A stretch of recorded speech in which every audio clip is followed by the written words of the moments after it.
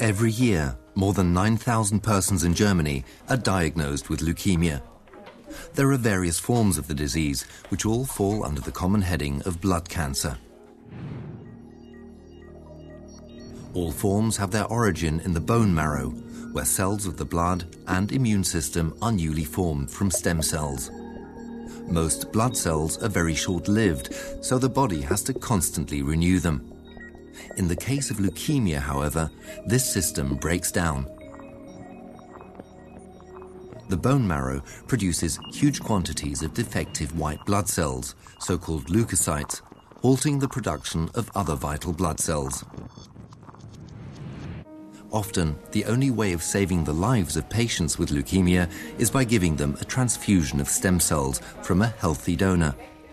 This is known in medical circles as allogenic stem cell transplantation, whereby the cells can be taken from either the donor's bone marrow or blood. The transplanted stem cells combat the patient's defective cells and help the body to establish its own new, fully functional blood and immune system.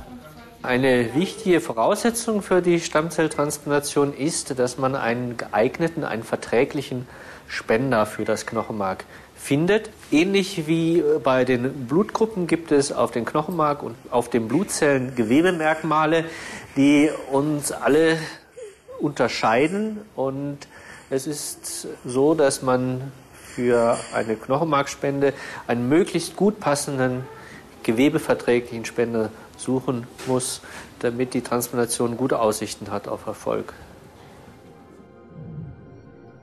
The human leukocyte antigens, HLA for short, determine a person's tissue type and are of vital importance here.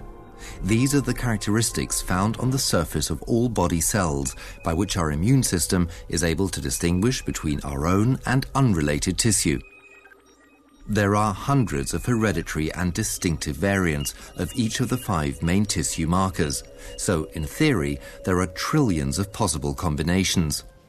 Consequently, it is highly unlikely that any 2 people will have the same tissue types. The most common HLA pattern in the German population has a frequency of 1 to 300, i.e. 1 person in every 300 can donate their stem cells to a patient with the most common HLA pattern.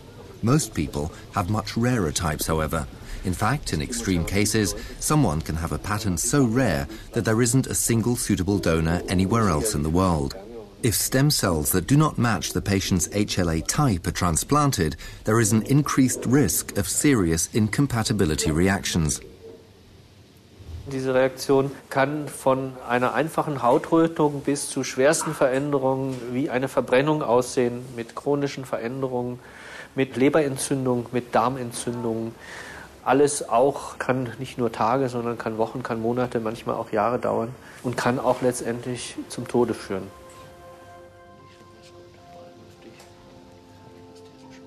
Finding a suitable unrelated donor can be vital for the survival of a large number of patients.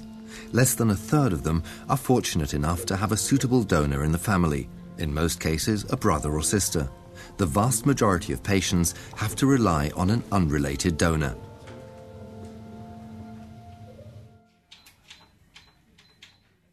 Doctors looking for a suitable donor contact a so-called search unit. These are usually attached to university hospitals or blood banks.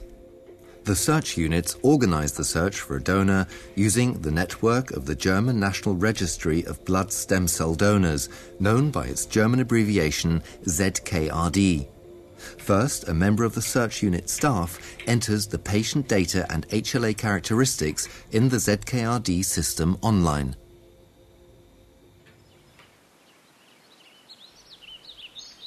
Searching for and finding suitable stem cell donors is an extremely complex process, which is why, in 1989, the Baden-Württemberg section of the German Red Cross Blood Transfusion Service in Ulm began to collect donor data from all over Germany. Special computer programs were developed to allow optimum evaluation of this data. Im Herbst 1991 wurden dann diese vorarbeiten, honoriert dadurch, dass das Bundesgesundheitsministerium uns den Auftrag gegeben hat, ein zentrales Knochenmarkspenderregister für Deutschland zu gründen. Das ZKRD wurde zuständig für die Sammlung aller Spenderdaten der deutschen Spenderdateien und wurde die zentrale Stelle, an die dann Ärzte, die für ihre Patienten nach einem geeigneten Spender suchen, anfragen konnten, und zwar aus dem Inland wie auch aus dem Ausland. The ZKRD currently has access to the data of more than 4 million potential donors in Germany and over 18 million worldwide. This makes the ZKRD the manager of the largest data bank in Europe, with one of the most efficient registries in the world, responding to more than 20,000 search requests from Germany and abroad every year. Due to its excellent infrastructure, the ZKRD contributes to more than 5,000 stem cell transplantations per year, more than any other data bank in the world.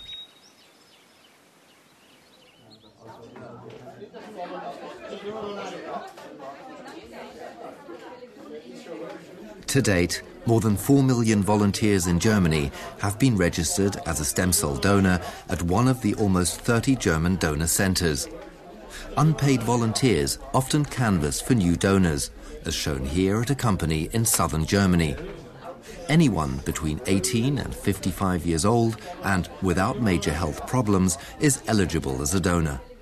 The new donor is registered after taking part in an informational interview and signing a consent form.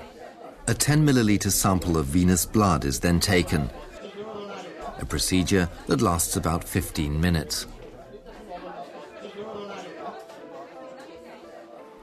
The newly registered donor's tissue characteristics, the so-called HLA pattern, is determined in the laboratory. The donor's blood group is unimportant. The donor's data is then transferred to the ZKRD network under an anonymous donor number. After registration, the donor is available for patients all over the world. Unlike the donor centers, the ZKRD itself does not recruit donors or conduct campaigns, but is concerned solely with patient-specific searches and the management of administrative processes. Zentrales Knochenmark-Spenderregister, Ulm, Meck, guten Tag. Ich würde mir gerne die Mitgliedschaft einen unserer Patienten bestätigen lassen. Search approval is given as soon as all the patient data and documentation required are available. Around a third of all searches on behalf of German patients are successful in as little as 4 weeks. A suitable donor for more than 2/3 of all patients is found in 3 months at the latest. The success rate in searches for unrelated donors for German patients is higher than 80%. All this has become possible through continuous improvements to electronic information systems and ever-increasing precision of upfront tissue typing. A list of potential donors is available only a few minutes after the search has been activated. The search unit has immediate and direct access to this list by fax, on the internet, or via a computer network. One of the great strengths of this new OptiMatch procedure developed by the ZKRD becomes apparent when the lists are compiled. Even if tissue typing has not been carried out completely or was carried out by means of outdated and less precise methods, the biostatistical procedure is still able to indicate the probability of a potential candidate to be a suitable stem cell donor. Für Patienten mit sehr schwierigen Gewebetypen, die vermutlich keinen passenden Spender finden können, kann uns OptiMatch auch helfen, unter den leicht differenten Spender wiederum denjenigen gezielt zu identifizieren, bei dem diese Differenzen vermutlich am geringsten ausfallen werden. This gives search unit staff members a solid foundation for deciding on the donors they require additional information about. They simply select the most promising donors from the list. A frozen or fresh blood sample from the donor is requested via the ZKRD network and sent to the search unit's laboratory, where technicians verify the HLA data and confirm it using state-of-the-art typing methods. There is about a 10% probability that a registered donor will be invited to take part in further tests at a later date.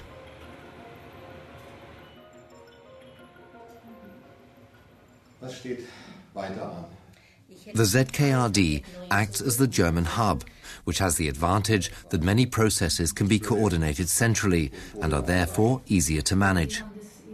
One example is the processing of cross-border and sometimes even transcontinental invoicing of healthcare insurance institutions for services rendered.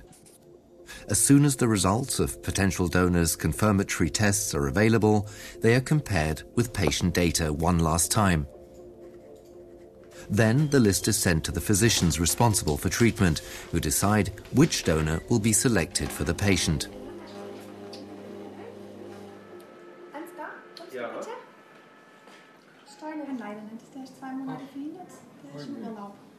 Australien? Das ging auch, ja. The responsible donor centre is informed via the ZKRD network, as only this centre has access to the donor's full identity. The donor undergoes a comprehensive informational interview and a thorough medical examination. If these do not reveal any medical objections and the donor agrees to donation, the search is complete and further preparation of donor and patient for transplantation can now proceed.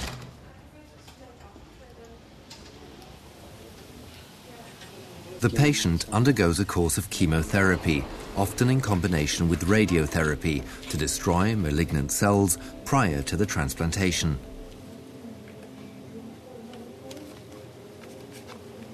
This also results in the destruction of virtually all the healthy stem cells in the patient's bone marrow, which at the same time prepares the homing of the healthy donor cells.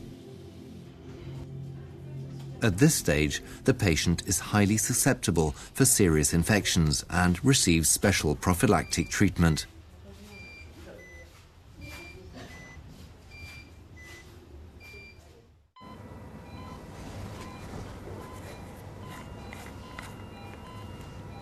The classical method of harvesting stem cells is by extracting bone marrow.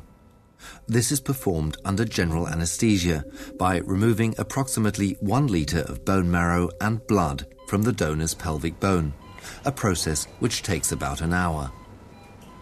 The risk is minimal and is confined almost entirely to the anesthesia.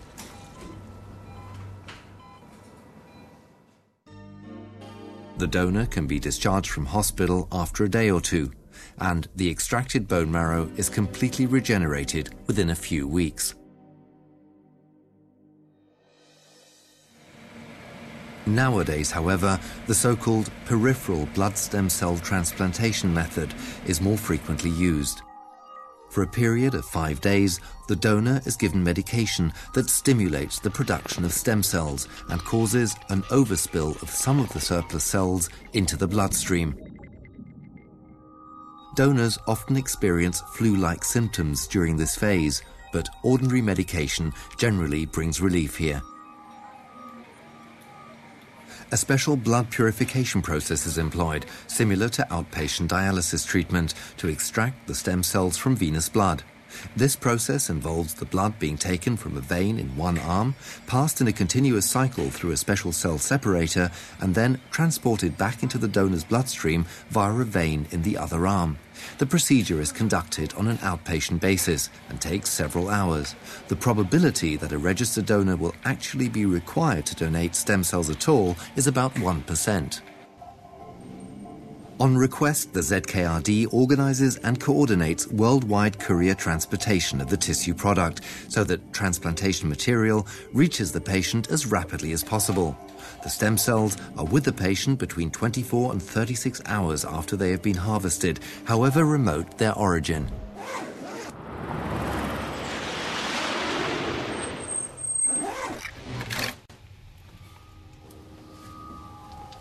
The actual implantation of stem cells is incredibly simple.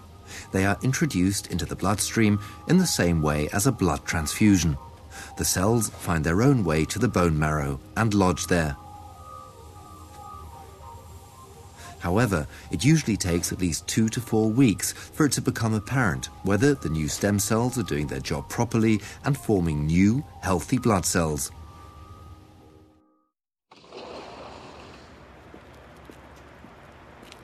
In most cases, the patient never actually meets the donor.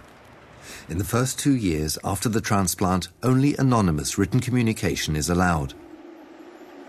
After this period, patient and donor can meet if both parties expressly agree to it.